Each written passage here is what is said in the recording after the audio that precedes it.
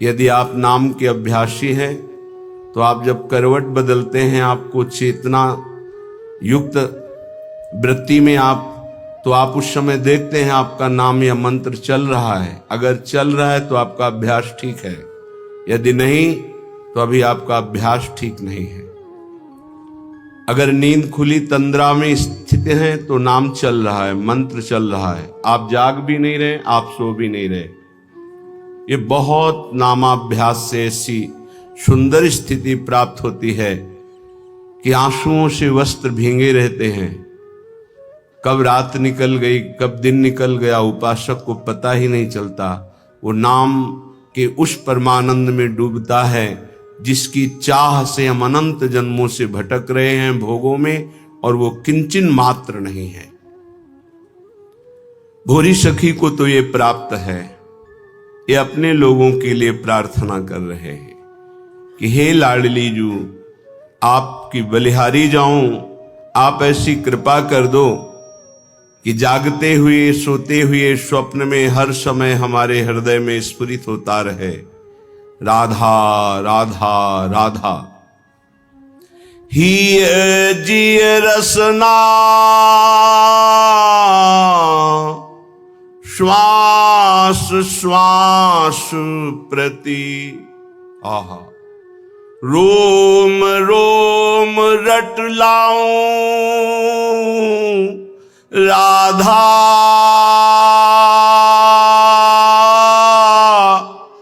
राधा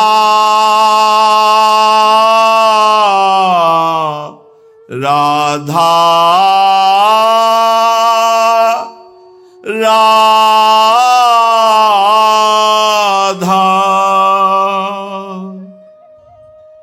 हृदय से, दिल से, जिह्वा से, श्वास श्वास से, रोम रोम से, हे किशोरी जू बस मेरे राधा राधा राधा राधा ऐसा निकले। हिय जिय रसना श्वास श्वास प्रति, रोम रोम रट लाऊं जौलों श्वास। ये तभी अभ्यास में आएगा जो एक पद में भोरी सखी जी ने कहा है, श्वास ही नाम नाम ही श्वासा, नाम श्वास को भेद मिटावे, तब रोम रोम और रग रग बोले। जब एक भी श्वास आपकी खाली नहीं जाएगी नाम और मंत्र से, तब आपकी मंत्राकार वृत्ति होती, नामाकार वृत्ति होती है। तब वो जागृत स्वप्न सुषुप्ति स्फुरत में राधा पदाब्ज छटा, वो स्थिति तब आती है। ये बातों से नहीं आती, ये प्रवचन से नहीं आती, ये प्रवचन सुनने से भी नहीं आती, ये अभ्यास से आती है। सुना, मनन किया और सार बात पकड़ के चल दिया तो स्थिति आ जाएगी। कैसी प्रियता है राधा नाम में। कह रहे हैं जो लो नाम श्वास तब ही लो, एक में एक हुए जाऊं। अगर राधा नाम चल नहीं रहा तो मृत्यु हो जानी चाहिए हमारी। जब तक नाम तब तक श्वास, जब तक श्वास तब तक नाम, नाम नहीं तो श्वास नहीं। बलिहारी है ऐसे महापुरुषों की जिन्होंने नाम के प्रति ऐसी प्रीति की, नाम नहीं तो मृत्यु स्वीकार है। बोलो, कसौटी में कस के देखो कैसे भजनानंदी हो। भजन के सिद्धांत को कसौटी में कसो, अपने मन को देखो। जहां एकादश स्कंद श्रीमद् भागवत में लिखा हुआ है कि त्रिभुवन की राज्य लक्ष्मी देने पर भी आधे पल के लिए जो अपने इष्ट का चिंतन नहीं छोड़ता वो महाभागवत है। विचार करके देखो हम क्या है। जो लो नाम श्वास तब लो ही, एक में एक हुए जाऊं। नाम में हो गए, सच्ची मानिए, सच्ची। उपासक जब तन्मयता पूर्वक नाम का आश्रय लेता है तो नाम उपासक को पकड़ लेता है। ये जो नींद में नाम चलता है, स्वप्न में नाम चलता है, उपासक नहीं जपता है, ये नाम पकड़ लेता है उपासक को। ये अंदर की बात है। चाहे वो शौच में हो या अशौच में, दोनों में नाम कभी नहीं रुकता।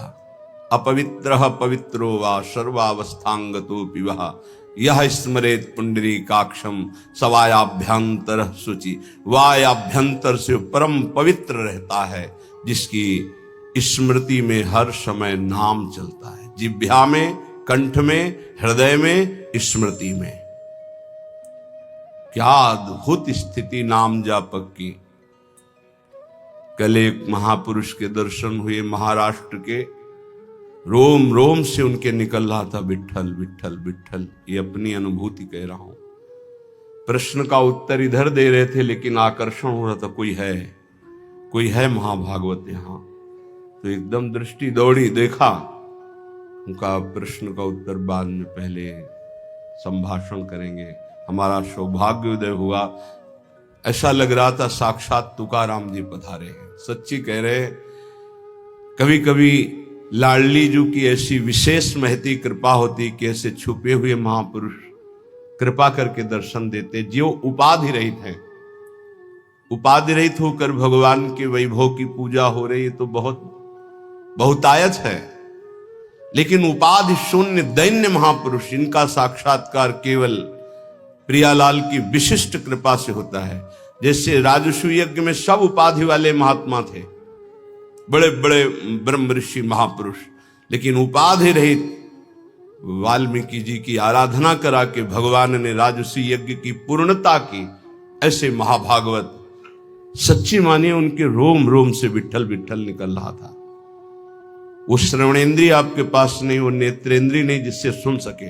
रोमांच हो रहा था। 2 घड़ी तो हमको संभलने में लगे, अपने आपे में आने के। केवल ऐसा बार बार की ऐसी कृपा कैसे हो सकती मुझ अधम पर कि ऐसे महापुरुष मुझे दर्शन दे सकते हैं। कोई नहीं जानता था। वो ऐसे ही साधारण ऐसे बैठे हुए थे। रोम रोम से विट्ठल विट्ठल विट्ठल निकल रहा था। ये तभी होता है जब अभिमान लीन हो जाता है आराध्य देव में, तब रोम रोम रग रग में नाम स्वयं स्फुरित होता है। जनाबाई के कंडों से निकलता था विट्ठल विट्ठल विट्ठल। तुकाराम जी जहां चरण रख देते थे वो भूमि बोलती थी विट्ठल विट्ठल। ये रोम रोम से राधा राधा निकलने लगी। कोई आश्चर्य की बात नहीं है। जिस भूमि को छू दिया वो भूमि बोलती है। श्री स्वामी शरण जी महाराज हित धाम में थे। उनके मस्तक में ऐसे जैसे तिलक लगाया जाता है बराबर, बहुत समय तक, फिर हटा दिया जाए तो तिलक का चिन्ह बन जाता है। ऐसे मस्तक में राधा नाम तेजो में उभर आया था। इतना राधा नाम कि मस्तक पे ऐसे राधा ऐसे लिखा दिखाई देता था। जो लो नाम श्वास तब ही लो, एक में एक हो जाऊं। अहो लड़ती इतनी मुँह पे, कृपा करो बलि जाऊं। नाम रूप में बड़ी ऊंची स्थिति, रूप नाम में यहां पहुंचना गुरु कृपा से ही है। नाम रूप में, रूप नाम में विविमय हुए दुलराऊं। पियत छकी मतवारी प्यासी। क्या शब्द है। पियत छकी मतवारी प्यासी। प्यास पियत न अघाऊं। जागत सोवत रटो निरंतर। राधा राधा नाम, नाम रूप में जब निरंतर अभ्यास नाम का होता है तो रूप छा जाता है, चमत्कार प्रकट हो जाता है, ध्यान धरना नहीं पड़ता। वही ललित त्रिभंगी लालजू महाराज के अधरों में बंशी और मंद मंद मुस्कुराती हुई अनंत सौंदर्य माधुर्य समुद्र को भी आकर्षित करने वाला रूप श्री लाडलीजू का। लालजू अपने अधरों में बंशी रखकर राधा राधा गायन कर रहे हैं। प्यारी जू निर्तन भ्रकुटी बदन अंबुज मृदु सरस हासु मधु बोलन अत्यासक्त लाल अलिलम पट बस कीन्हे बिनु मोलन। बिना मोल के लालजू बिके हुए प्यारी जू का भ्रकुट संचालन, मंद मुस्कान और अमृत भरे रसमय वचन, लालजू बिना मोल के बिक गए। ऐसे प्रियालाल नेत्रों में छाए रहते हैं। नैनन पिय मूर्ति बसे तेहि रस रहे समाय, यह लक्षण सुनि प्रेम के और न कछु सुहाय। और न कछु सुहाय फिरे अपने रस मातो, कुटुंब देह ते जाए छूट सभी विधि नातो। जहां जहां पिय की बात सुने खोजत तिन गैनन। ओ अद्भुत स्थिति मम भक्ति युक्तो भुवनम पुनात। ऐसा महाभागवत भुवन के भुवन को पावन करने की सामर्थ्य रखता है। नाम रूप में जितना नाम जप करोगे रूप झलकने लगेगा, और रूप नाम में, रूप का परिचय नाम से ही होता है। देखिए रूप नाम आधीना, अगर नाम नहीं तो परिचय नहीं मिलेगा। सामने रूप खड़ा हो, ये कौन है, बोले अमुक है, नाम परिचय कराता है रूप का। तो रूप नाम में, नाम रूप में बिबी होए दुलराऊं। रूप में डूबा हुआ नाम जप कर रहा है, कभी नाम में एकाग्र बुद्धि करके रूप में डूबा हुआ है। नाम रूप, नाम रूप में, रूप नाम में बीवी में हुए दुलराऊं। पियत छकी मतवारी प्यासी, कैसे कोई समझ पाएगा। पान करके प्रेमामृत का छका हुआ उपासक मस्त है, लेकिन प्यास बढ़ती चली जा रही है राधा नाम की, राधा रूप की, राधा चरणारविंद की सेवा की। और प्यास पियत ना घाऊं, निरंतर पान कर रहे फिर भी तृप्ति नहीं। अरबरात मिलवे को निस दिन मिले ही रहत, मनो कबहु मिले ना। जानी परे नहीं सांझ सवेरो, लाडली मेरी स्वामिनी। जानी परे नहीं सांझ सवेरो, ऐसो जन्म गवाऊं। श्री हित बेगी ढरो भोरी पे, हुलसी हुलसी जस गाऊं। हुलसी हुलसी जस गाऊं, श्री राधा राधा नाऊं। अहो लड़ेती इतनी मुंह पे, कृपा करो बलि जाऊं। हे प्रिया जी, ऐसे राधा नाम में डूब जाऊं कि सुबह हुई कि शाम हुई इसका पता ना चले।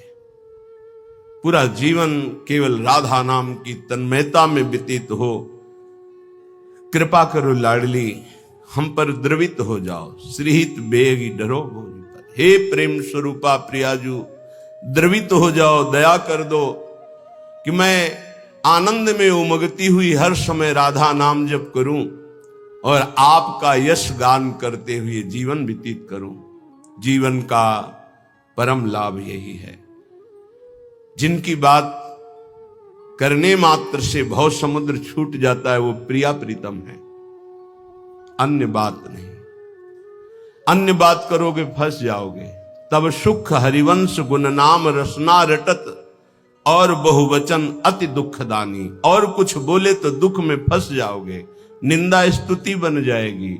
एकमात्र प्रिया प्रीतम की बात करो, उनका नाम जप करो, बहुत जोर का प्रेम प्रकाशित हो जाएगा हृदय में। दो ही बातों से, नाम जप और लीला गुण गायन श्रवण, इसी से प्रेम प्रकाशित होता है। श्रीपाद प्रबोधानंद जी महाराज कह रहे हैं, श्रीधाम वृंदावन का यदि आश्रय और वास मिल गया है तो आपको बहुत धैर्यवान बनना होगा। या आप भक्ति के मार्ग में चल रहे हैं तो आपको बहुत धैर्यवान बनना होगा। श्री वस्त्राभरणादिभि करपदाद्युत्कर्त दाहादिभि निंदा संस्तव कोटिभिर्बहु विभूत्यत्यंत दैन्यादिभि जीवान्नेव मृतो यथान विकृतिम प्राप्तः कथंचित क्वचित श्री वृंदावनमाश्रये प्रिय महानंदैक कंदम परम। यदि हम वृंदावन वास करते हैं या बाहर वृंदावन का आश्रय लेकर प्रियालाल की भक्ति करते हैं, कई बार कहा है बहुत सावधान हो सकता है तुम भक्ति प्रारंभ कर रहे हो और तुम्हारे पुण्यों का संयोग बन जाए तो आपको सफलता पे सफलता मिलनी शुरू हो जाए, तो आप उसे भक्ति का परिणाम मत समझ लेना। बहुत धैर्य पूर्वक सुनिए और उसको हृदय में उतारिए। और आप भक्ति प्रारंभ किए और आपके पाप का संयोग शुरू हो गया नष्ट होना, तो आपको दुख विपत्ति संकट और असफलता मिलने लगी, तो आप उसे भक्ति का परिणाम मत समझना। ये पूर्वकृत पाप और पुण्य का संयोग है। भक्ति पाप और पुण्य दोनों को समाप्त करके दिव्यानंद की अनुभूति कराती है। इसलिए श्री वस्त्राभरणादि भी, यदि आपको बड़ा वैभव मिल रहा है तो भक्ति का परिणाम नहीं है कि आपकी भक्ति सफल हो गई, बड़ा वैभव मिल रहा है, नहीं, ये पूर्वकृत पुण्य का प्रताप है। वस्त्र भरणादि भी, सुंदर स्वर्णादि आभूषण, बढ़िया वस्त्र, रुपया पैसा, हर व्यवस्था, तो बोले भक्ति की बड़ी कृपा हुई, हम भगवान की भक्ति किए, भगवान हमारी भक्ति का फल हमको दे दिया। भूल मत कर लेना, ये भक्ति का फल नहीं है, ये पुण्य का फल है पूर्व जन्म के। या कर पदाद्युत्कर्त दाहादि भी, आग लग गई, एक्सीडेंट हो गया, हाथ पैर टूट गए, संकट आ गया, भारी संपत्ति नष्ट हो गई, तो आप उसे भक्ति से मत जोड़िएगा कि जब से वृंदावन गए भक्ति शुरू की सब चौपट होना शुरू हो गया और 4 लोग आपको मिल जाएंगे, देखा ये बड़ी भक्ति करता है इसीलिए ऐसा इसके हुआ।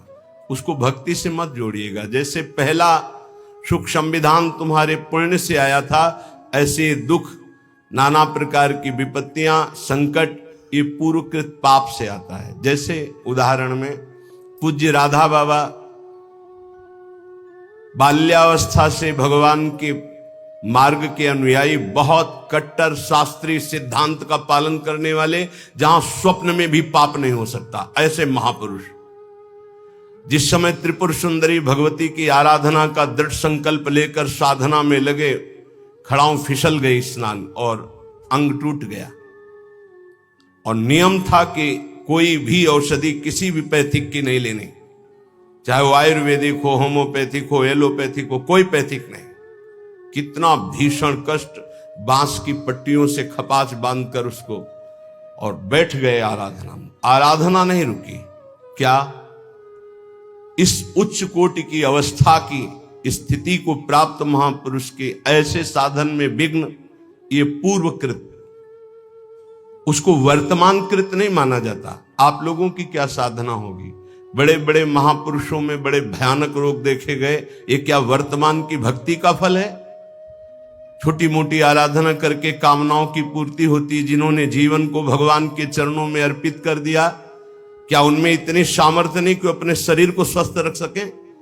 लेकिन शरीर कृत पाप और पुण्य का प्रभाव इस शरीर में जो आ रहा है, कभी ज्ञानी पुरुष, विवेकी पुरुष उसको टालता नहीं है, उसे स्वीकार करता है और अपने भजन के बल से आवागमन से मुक्त होकर भगवान को प्राप्त होता है। इसलिए धैर्य पूर्वक अध्यात्म को समझने की चेष्टा करें। चाहे हमें वस्त्राभूषण आदि खूब श्री वैभव संपत्ति मिल जाए और चाहे हमारे अंग भंग हो जाए, सब संपत्ति नष्ट हो जाए, निंदा संस्तो कोटिभीर, चाहे कोई हमारी बड़ाई करे कि भाई बहुत कृपा पात्र हैं, भगवान का भजन करते हैं, और चाहे कोटि निंदा, कोई करोड़ों प्रकार से हमारी निंदा करे, बहु विभूत्यंत दैन्यादि भी, चाहे बड़ी विभूतियां एकत्रित हो जाएं या बिल्कुल सब नष्ट हो जाए, तो भी हम अपने प्रभु की भक्ति छोड़ने वाले नहीं। ऐसा धैर्यवान परमार्थ पे चल सकता है। देखो, विचार करके देखो, अध्यात्म किसे कहते हैं? नाटक को अध्यात्म नहीं कहते, पाखंड दंभ को अध्यात्म नहीं कहते। ये अध्यात्म बड़ो ही कठिन है, भजन ढिग ढरिबो। ये शूरवीर का कार्य है कि कदम आगे बढ़ेगा, चाहे जितना अस्त्र संचालन हो। जीवन नेव मृतो यथान विकृतिम प्राप्ता कथनचित क्वचित, जीवित रहूं या मर जाऊं, कदम पीछे नहीं हटेंगे। ये उन बहादुरों का मार्ग है परमार्थ, कायरों का मार्ग नहीं कि काम क्रोध मारा थप्पड़ और फैल के गिर गए, कंठी अलग, माला अलग, तिलक अलग। ये उनका कार्य नहीं है, उन शूरवीरों का कार्य है। आगे की पंक्ति में, जीवन नेव मृतो यथा न विकृतिम, जीवित रहूं या मर जाऊं इसकी कोई परवाह न विकृतिम, अपनी भक्ति में विकृति नहीं आने दूंगा, अपने भगवत मार्ग में मैं कभी कमी नहीं आने दूंगा।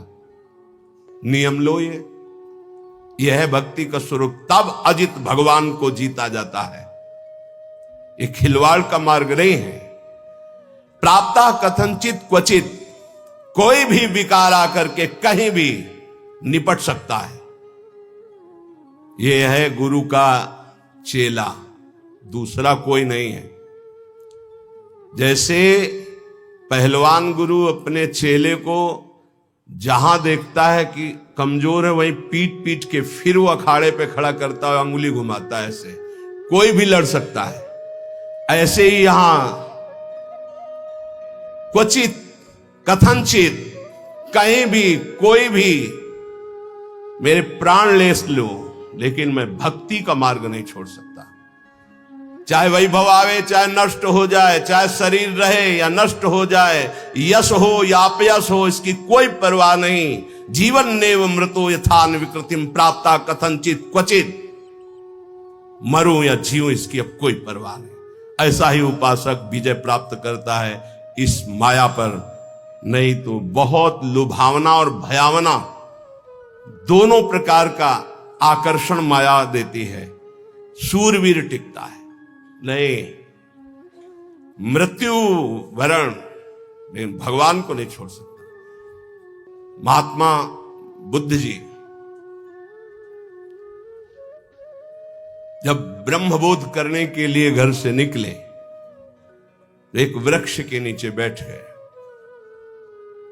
और संकल्प किया कि शरीर का मांस गलित हो जाए, हड्डियां टूट जाएं, प्राण निकल जाएं, पर जब तक ब्रह्म साक्षात्कार नहीं होगा तब तक आसन से नहीं उठूंगा।